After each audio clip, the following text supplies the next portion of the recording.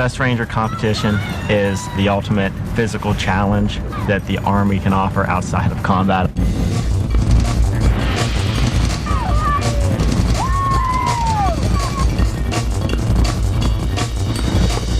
There's so many dangerous things out in the training area that can happen to you. You could go down for heat injury, you could get bitten by a snake, you could fall off a cliff. You have to be crazy to actually want to do this competition. You got to have heart from start to finish. I will always endeavor to uphold the prestige, honor, and high esprit de corps of the Rangers. I accept the fact that as a Ranger, my country expects me to move further, faster, and fight harder than any other soldier. Never shall I fail my comrades. Never shall I fail my comrades. Surrender is not a Ranger word. Surrender is not a Ranger word. Rangers lead the way. Rangers lead the way. Lead the way. Lead the way.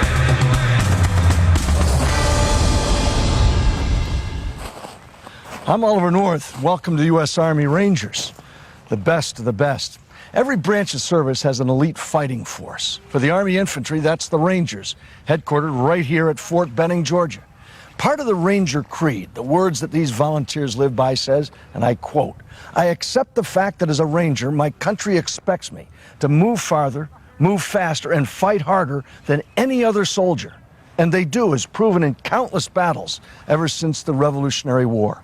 Over the next 3 days, two-man teams of these Rangers will be tested in one of the most grueling, non-stop endurance tests ever devised. It's called the Best Ranger Competition. The Rangers are on the move for 60 straight hours, fast marching for 50 miles under 60-pound rucks, and then running and swimming for another 10. They face 4 brutal obstacle courses, including the heart-stopping Derby Queen, perhaps the toughest in the world. They leap from helicopters onto land and water, fight gun battles, climb and rappel a 70-foot tower, and navigate 25 miles of dense woodlands at night under a heavy ruck, guided by nothing more than a compass and a map. And they do all this under the worst conditions, living on a negative calorie diet and no sleep, clad in battle dress uniforms and heavy boots. They're kept in the dark, not knowing when the runs and marches will start, nor when they'll end. Hunger, exhaustion, injury, heat stroke, and a steady diet of stress and uncertainty take a heavy toll, and less than half of these military supermen will still be standing at the finish line. This is a veterans game rookies rarely win. For Team 7, Sergeants Bruce Hoffman and James Yaw, this is their 3rd competition together. They placed 2nd in 2001 and are favorites this year. Lieutenant Luke Van Antwerp came in 3rd place last year. He returns to the competition with a different partner in 2002, his brother, Captain Jeff Van Antwerp.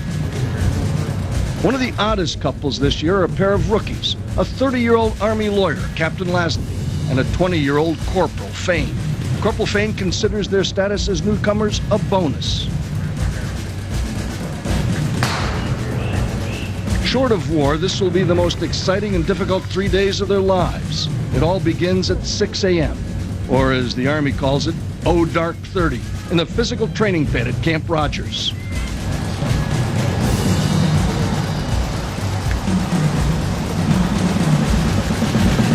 Okay, gentlemen, get ready, get set.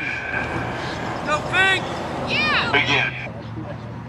It's still dark when the games begin with something innocently called physical training.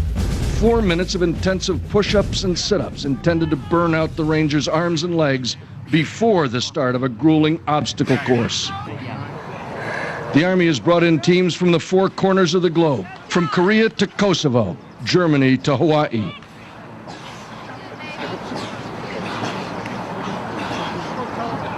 One minute remaining.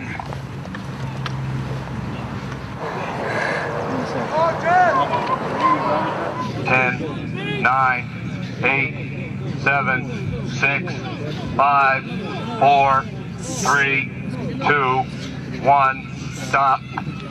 Properly exhausted, the Rangers are hustled onto the next event, an imposing assembly of pull-up bars and a 50-foot cargo net, a 30-foot high log climb, overhand bars, and a 100-foot barbed wire crawl through stagnant water. The Malvesti Obstacle Course.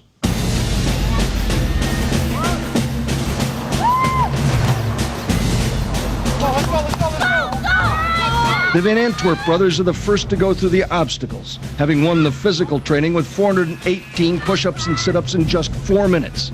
After last year's third-place finish, Luke Van Antwerp expected to retire from Best Ranger competition until something changed his mind. Wanted to do it again because I found out that Jeff was going to get approved to do it, and so just the chance to get to compete with your brother was the draw for me.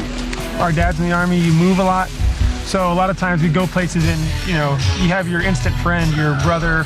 So, that's your only friend when you get to a new place, especially like in high school where you don't make friends so fast. So we're always pretty close. I was always about a foot shorter, so he beat me up quite a bit, but yeah, we get along pretty well now. It's pretty much as hard as you can go. And if that's harder than anybody else can go and faster, then, you're going to win. And if they're just in better shape than we are, there's not a whole lot we can do about it. Our heart eventually will explode and, we'll lose. The scoring in this competition is based on time, accuracy, and level of difficulty. Judges score each event, and the team with the most points at the end wins. On obstacle courses like this one, Rangers take a penalty if they fail to complete one of the obstacles. The brothers are avid surfers and watermen, which is kind of obvious when you see them dive under barbed wire into this shallow water. This will be the last Ranger competition that the Van Antwerp brothers will do together. Neither expect to be based together in Hawaii for much longer. And off the brothers go on a run of unknown length to the next event.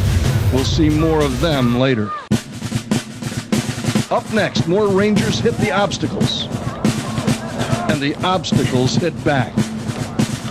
Plus, a lot of people think that the guys in Hawaii are just out there surfing and have a good time. Rangers from Hawaii's 25th Infantry Division throw down the gauntlet. I like to show these manly guys something.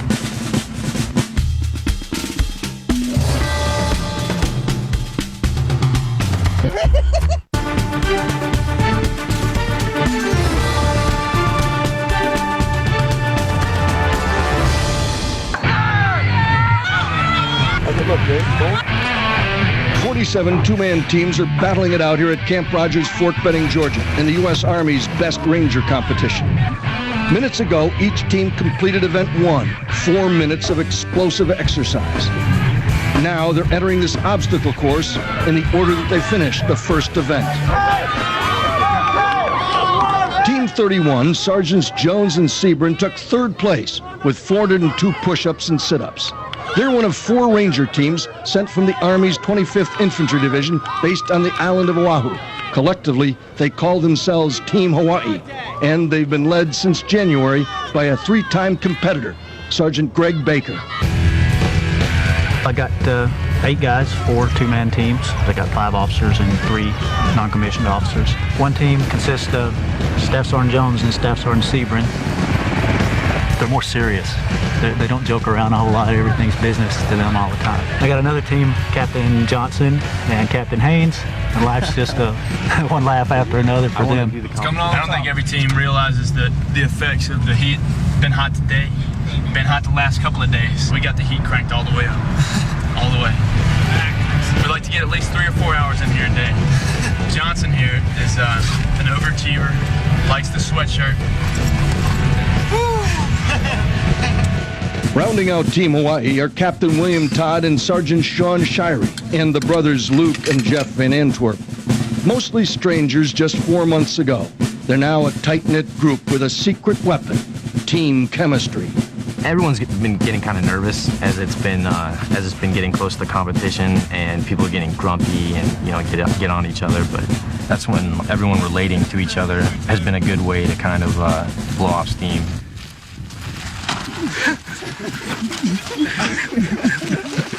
I've tried to prepare these guys for every contingency.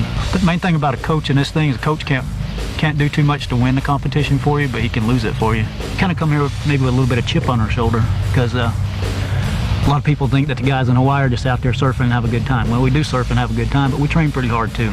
far as we're concerned, we're the Hawaii team, and I'd like to show these mainland guys something. Well, they haven't had to wait long to do that. The Vin Antwerps finished first in physical training, and in this obstacle course heat, it's this team, Captains Haynes and Johnson against fellow Hawaiians Sergeant Seaburn and Jones. Team Hawaii taking 3 of the top 4 places in Event 1. The 25th Infantry Division leads the way, at least in push-ups and sit-ups. Captain Haynes is going over the top right now. He's one of the bigger men in this competition at a shade over 6'3", but his partner, Captain Johnson, is having a rough time clearing the logs, which get further apart the higher you go on the obstacle.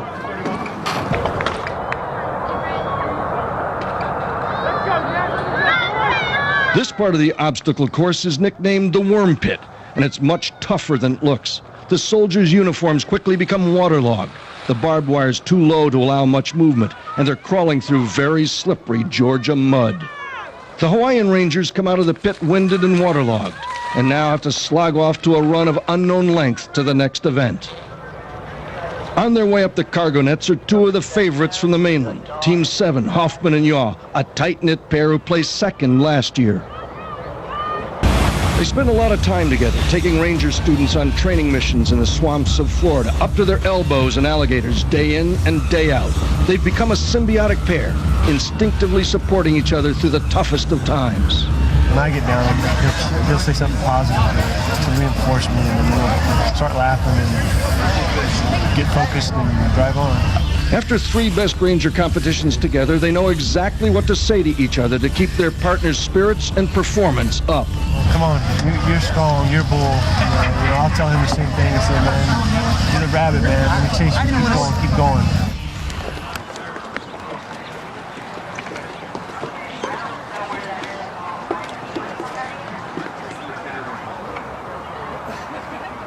Hoffman and Yaw have little trouble getting over the log climb, but Sergeant Hoffman finds a bit of a hard landing.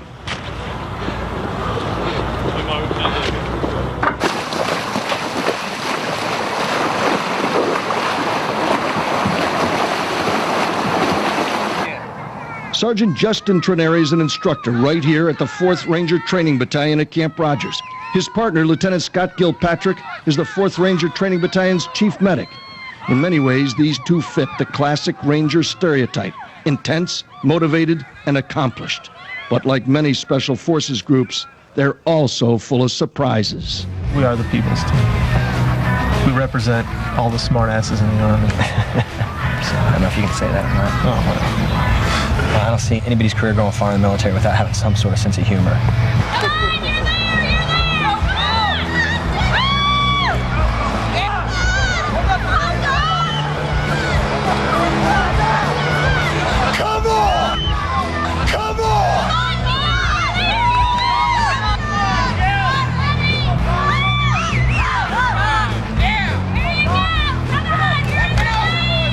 Train up and we really want to bring credit to the unit. We really want to win. We're as serious as can be about winning.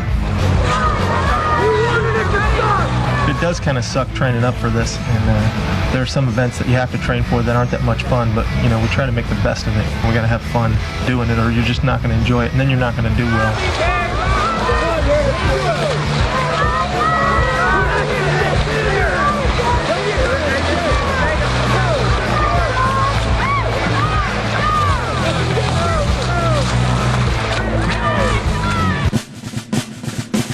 Coming up on U.S. Army Rangers, the best of the best.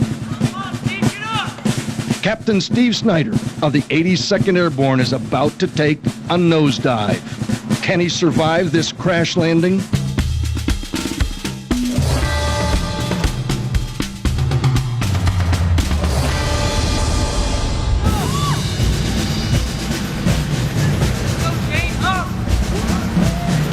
The vertical ladder claims its first victim early on as Team 5 of the 5th Ranger Training Battalion loses valuable time.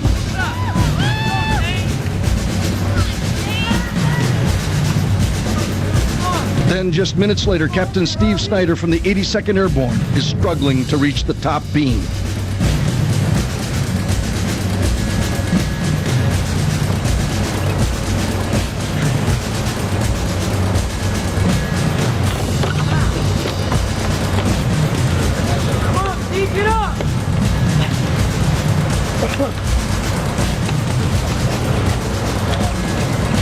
when the unthinkable happens. All right, go back. Badly shaken but not unconscious, Captain Snyder struggles to get his bearings.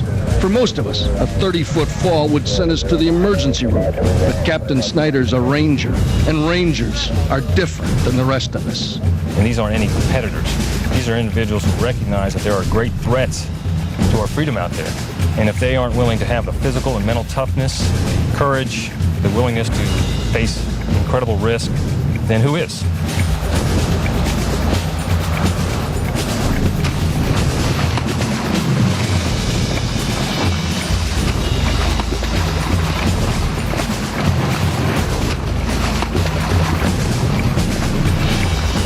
Their ability to tolerate physical discomfort is a lot higher than most anybody's. I don't think that they can be expected to respond to pain like most people, and that's what makes them unique competitors. In past years, competitors have finished this contest with broken bones and torn ligaments, and they will this year as well. But medics and doctors can and will pull competitors out of the competition if they have a limb or life-threatening injury. We think about what could really be life-threatening. One is a heat stroke. Their core temperature rises, they lose complete control of their body temperature, and they can have a catastrophic collapse. That can lead to brain injury, liver injury, severe muscle injury as well. So if you see a sluggishness in thinking, first of all, in decision-making capability, you recognize that that person's in trouble. Sergeant Mark Rasdale oversees 20 medical teams at Best Ranger. The typical injuries he sees are gruesome, but not competition-ending.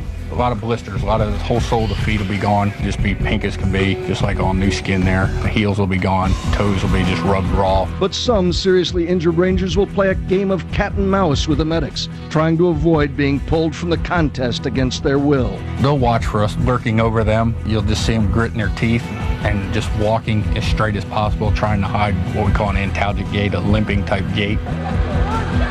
And they'll just try to walk as normal as possible and hide their face so we can't see them gritting their teeth or something along those lines. It's pretty funny, actually. It's comical. They may have a significant injury that might cause anybody else to stop. Well, they will drive themselves on because so much is at stake to them. The drive to live up to the Ranger creed, to not let down a buddy, will often take precedence over a competitor's drive to protect his own well-being. And it's a job of the medics to protect a Ranger's health whenever that happens. As for Captain Snyder, he sustained a broken nose on the obstacle course, but refused to stop for medical attention.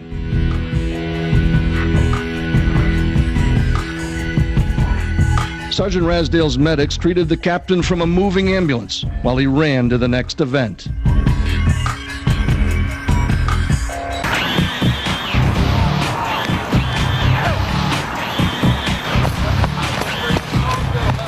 From the obstacle course, the teams begin pounding the pavement for the start of an undetermined distance run, which turns out to be a little more intense than your average morning jog.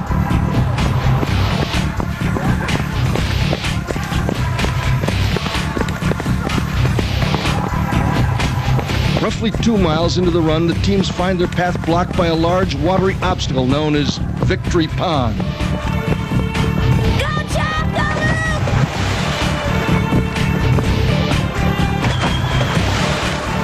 The Van Antwerp brothers are leading the pack and are first into the drink. They're best of friends, and it's just great to have them competing together. They're a well-matched team, I think, because they're both about the same speed and size, and they'll be pushing each other.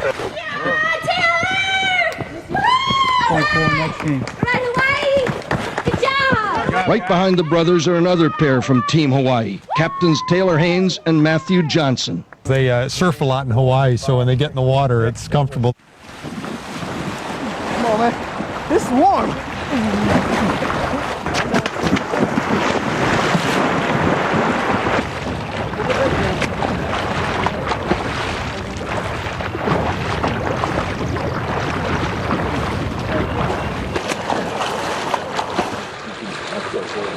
Soaked to the skin, sloshing in their boots, the Rangers take to the road again.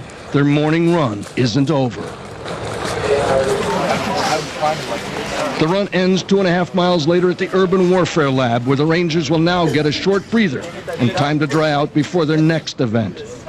The standings at this point. In 5th place, Captains Ermino Cruz and Brandon Teague. 4th, Captain Dwayne Patton and Staff Sergeant Daniel Jenkins. In 3rd, Sergeants Bruce Hoffman and James Yaw. In 2nd place, Captains William Colbert and Sean Fitzgerald. And in the lead, it's still the brothers Van Antwerp with 282 points.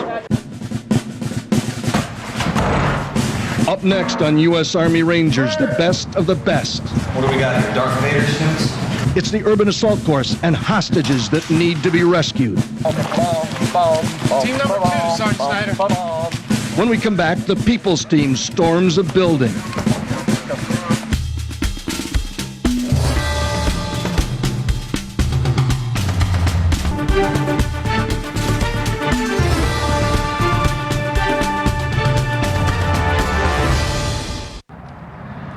This might look like a deserted village, but in fact, it's a high-tech training area designed to teach soldiers urban assault techniques.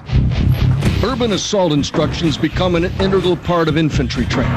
This village is built completely to scale, from the church to the cafe, even the sewers. The idea is to familiarize soldiers with any type of urban environment. The city fight is a whole different animal than the other fight.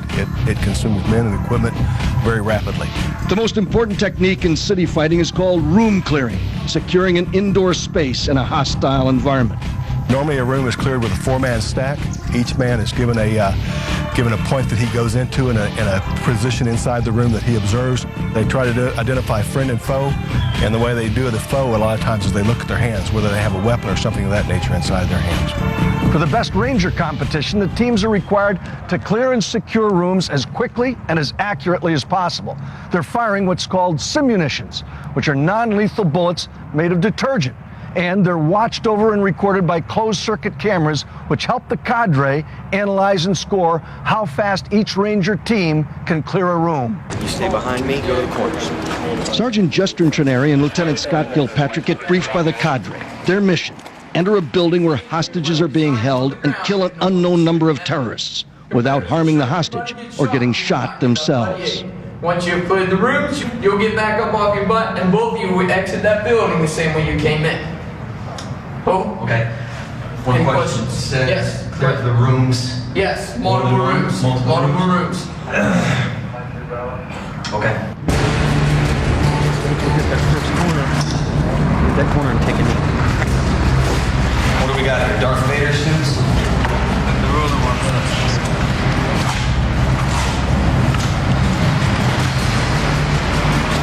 Get ready. You got 5 minutes to get dressed and just find the weapons.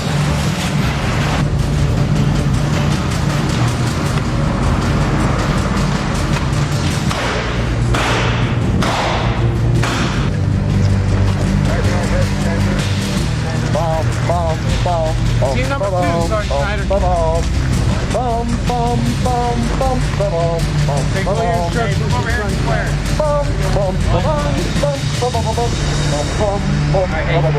Face the building.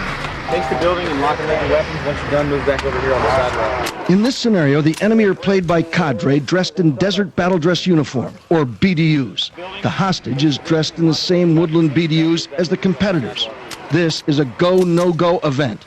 Shoot a friendly or get shot yourself, and your team gets no points. You open the door on one first. All right, hey, listen up. Your time will start when the first person in your team crosses this yellow line. Your time will stop when the last person in your team exits the building and crosses back over this yellow line. Okay. All right, the door to my rear is where you'll enter the building and where you'll exit the building. Roger. Okay? Begin when ready. I'll do that. So you do that, okay? Open the door all the way up. Okay, put it.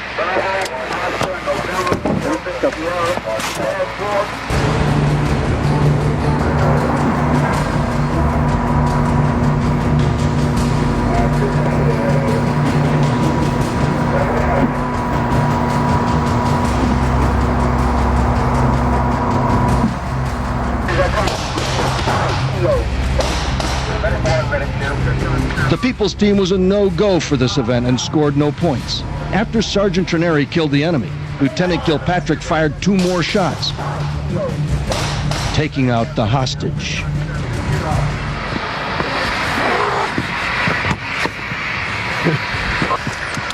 Doc's a lifesaver, not a life taker.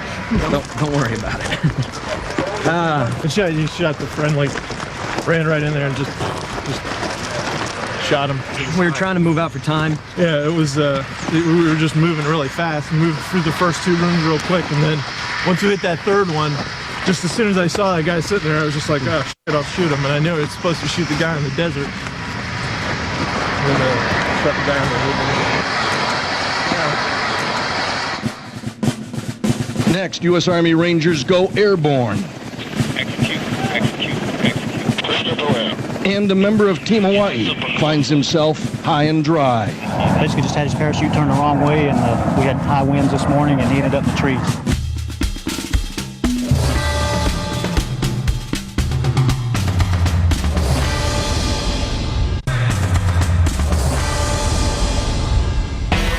Physical training, an obstacle course, a run, a swim. It's warm. I think I drank more of that pond than I wanted to. Another run. And the urban assault course. All of this before breakfast. But there's no time to relax because now the choppers are on the way. Since 0600 this morning, the Ranger teams haven't had a second to catch their breath. Now they're about to negotiate a 1,250-foot jump from a Black Hawk helicopter, wearing full combat gear. Before becoming Rangers, most of these soldiers have undergone airborne training, which means, in Army terms, they're qualified to parachute from an aircraft. These teams are required to demonstrate their skill in the best Ranger competition by jumping from these helicopters. Sergeant Justin Trineri and his partner, Lieutenant Scott Gilpatrick, were a no-go on the urban assault course. Lieutenant Gilpatrick accidentally killed one of the friendlies. It was a disappointing result, and they find themselves in 10th place going into the parachute jump. We didn't do that great on push-ups. We ran okay, and now we just shot the good guy. So let's go see how we do on this jump. The Rangers are hustled straight from the urban assault to the helipad and given just 20 minutes to pack their equipment or take a time penalty. I mean, you got to rig your rucksack, and then you got to rig yourself up, you and your buddy, and then you got to get inspected. Two-man teams of Rangers jump from each chopper. Their objective? To land on a 20 by 20 green bullseye in the middle of the drop zone. They have us load up the aircraft and take off, and we're flying, and we had to circle around once, and both of us had to go to the bathroom really bad. Go ahead and turn through it. Okay. 27, 30. 1,250 feet over the drop zone, the jump master takes a wind reading, then gives the Rangers the go signal to jump. Execute. Prisoner beware. The jump was good. I mean, it was a good jump. It's kind of windy, so you kind of just falling at the mercy of the wind. This isn't your average Club Med parasailing excursion. The teams jump as they would in combat, carrying 60-pound rucksacks and a rifle, and wearing a 5-pound Kevlar helmet. Their standard issue Army parachutes don't steer well, even in the best of conditions. Add the extra weight and take into account today's stiff winds, and you've got your work cut out for you. The competitors released their rucksacks on the way down and hit the ground at about 15 miles an hour. Landing with a ruck between your legs would almost certainly result in a broken bone or two.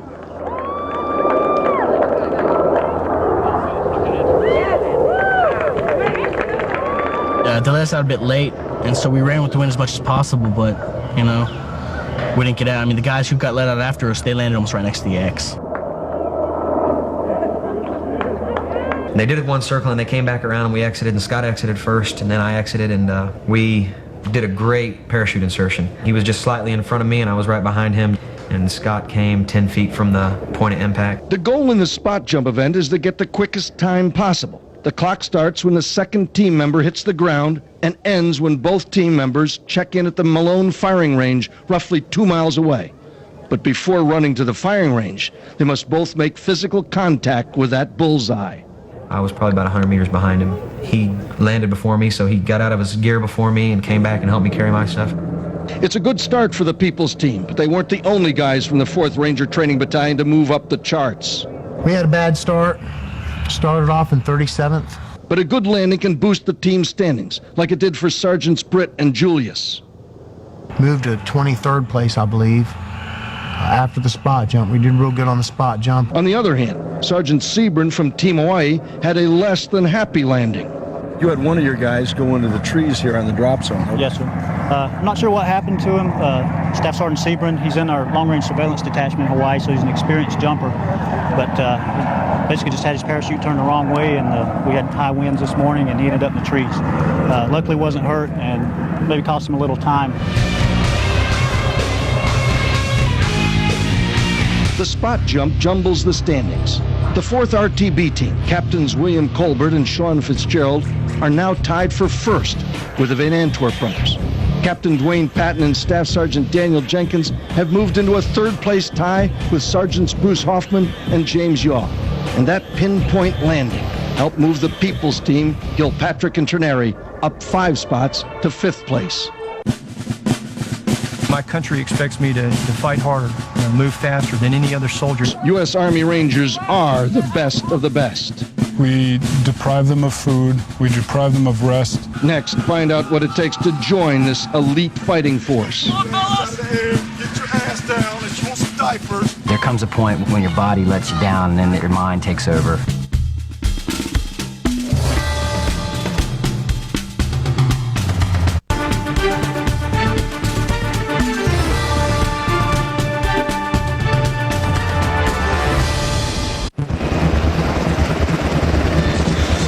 In full combat gear, the Ranger teams load onto Black Hawk helicopters and jump at 1,250 feet.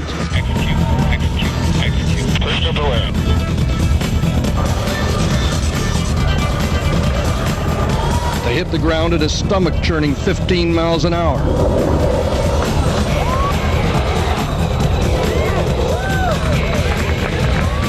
Almost immediately, they're on the run again with 60-pound rucksacks on their backs, double-timing it toward the firing range.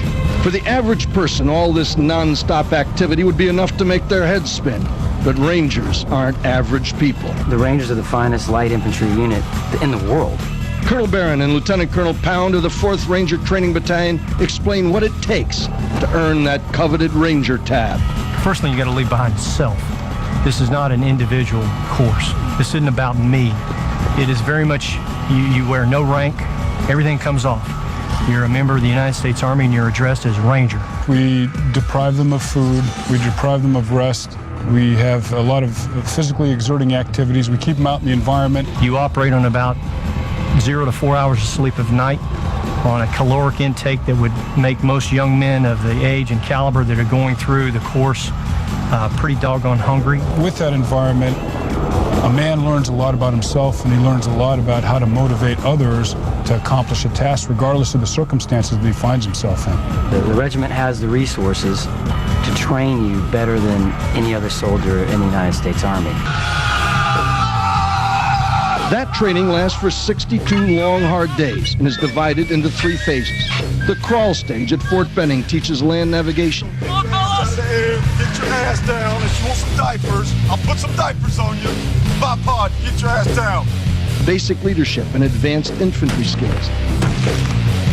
Then, the walk phase at Dahlonega, Georgia, instructing in mountaineering and mission planning.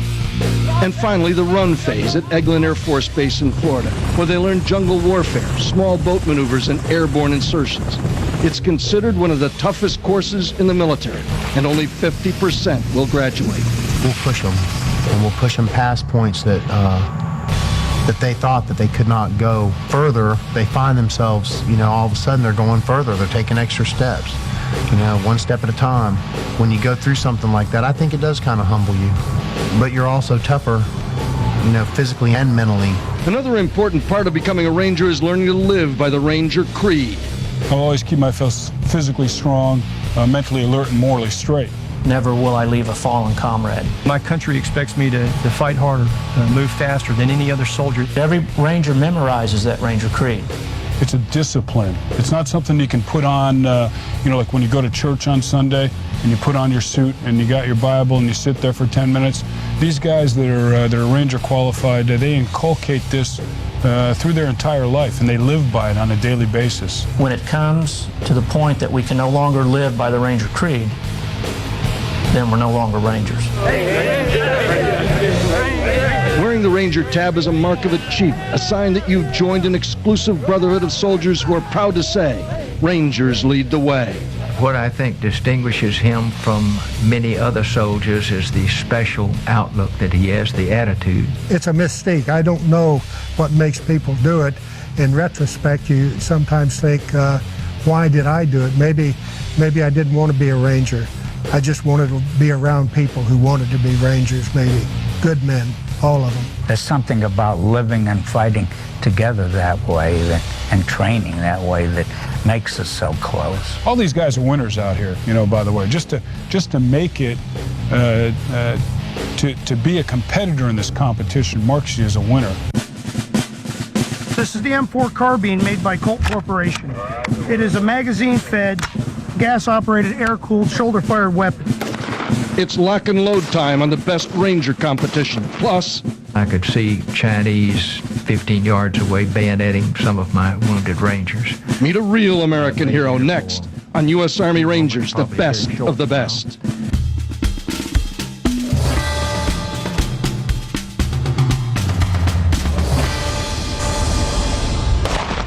It's tough enough to fire a weapon accurately in the best of times, but try doing it after you've already done as many push-ups and sit-ups as you can do in 2 minutes, run the obstacle course, completed a 4.5-mile run, jumped out of a helicopter at 1,250 feet, then double-timed 1.5 miles just to get here to the rifle range.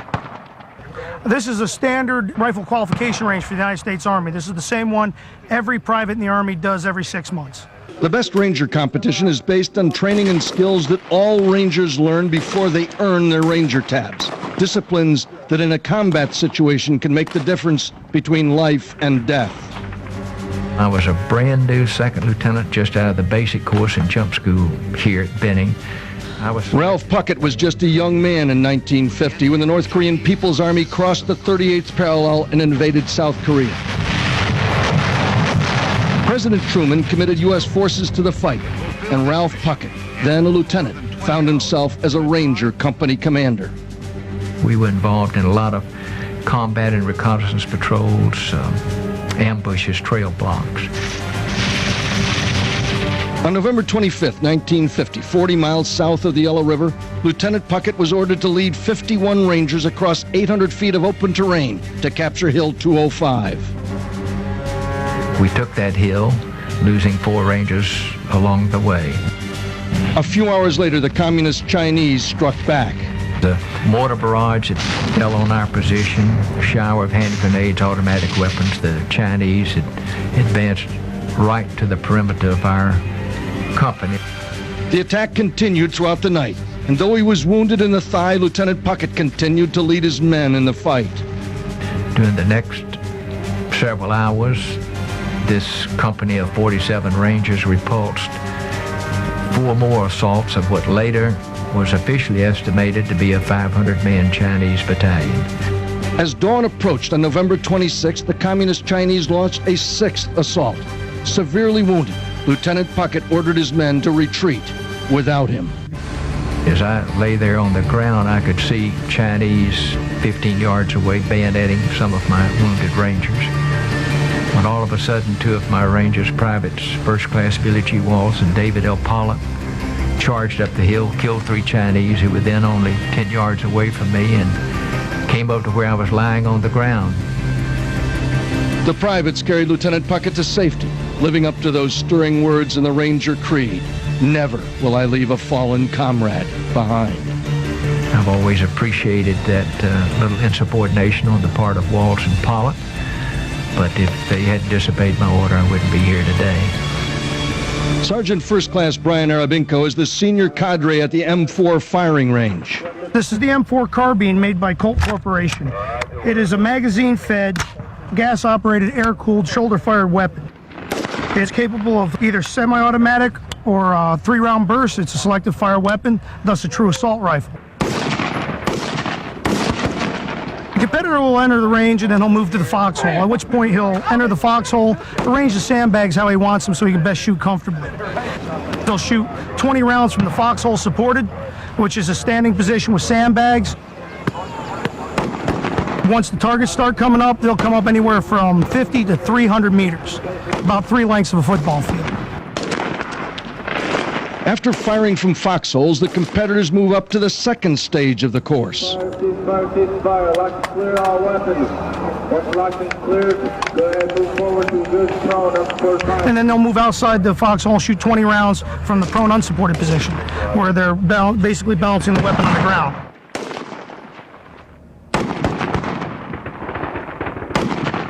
Fire, lock and load your second 20-round magazine. Rangers are better trained as marksmen than the average infantryman, but today, nerves and fatigue become a factor.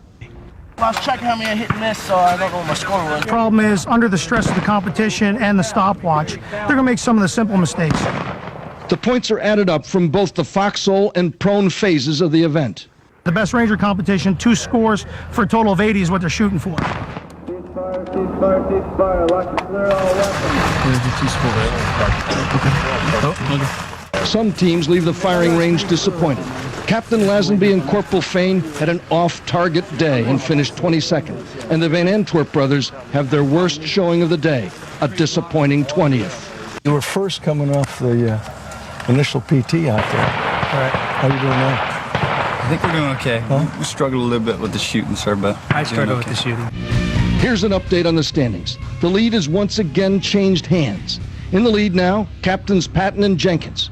First Lieutenant Gilpatrick and Staff Sergeant Trenary have moved up to second place on the strength of their spot jump and a good round at shooting. Captains Cruz and Teague are in third. Captains Burgess and Pugh are in fourth, and rounding out the top 5 are Sergeants Nash and Young. You're watching the best Ranger competition. Don't go away. That's an order.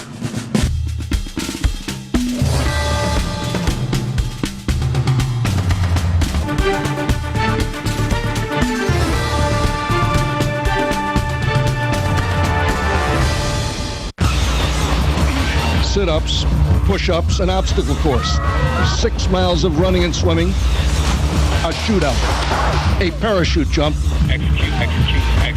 and live firing for score.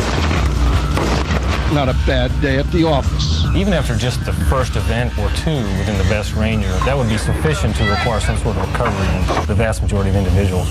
But believe it or not, all that exertion is considered just a warm-up for a truly horrible evening. It's warm. We're fixing to do one of the most brutal events coming up next. Tonight's the big separator, because we'll probably lose about half the teams. It's a smoker. A smoker, brutal, the big separator. Tough talk from tough men who know what they're talking about. The foot march is where the competition really begins. That's what separates the men from the boys. The road march is just obviously going to be very, very painful. And they have 6 hours to complete anywhere from 18 to 24 miles. They'll march for 6 hours at top speed, sometimes even breaking into a run, carrying 60-pound rucksacks. And they won't even know where the finish line is. Sucks. There's nothing fun about walking 20 miles with a weight on your back. We're going to exert ourselves to complete exhaustion on each one and see what happens. As the teams prepare for their all-night forced march, here's a last look at the standings on day 1. So far, the lead has changed 3 times. The Van Antwerp brothers led through most of the early events, but have slipped to 8th place. Patton and Jenkins of the 5th Ranger Training Battalion started in 11th place, but have now taken over the lead. Lieutenant Gilpatrick and Sergeant Trenary of the 4th Ranger Training Battalion have raced up from 20th to 2nd. Captains Cruz and Teague of the 11th Regiment have been in or near the top 5 all day, as have Captain Burgess and Sergeant Pugh of the 75th Ranger Regiment, while their teammates, Sergeants Nash and Young, have moved to 5th place.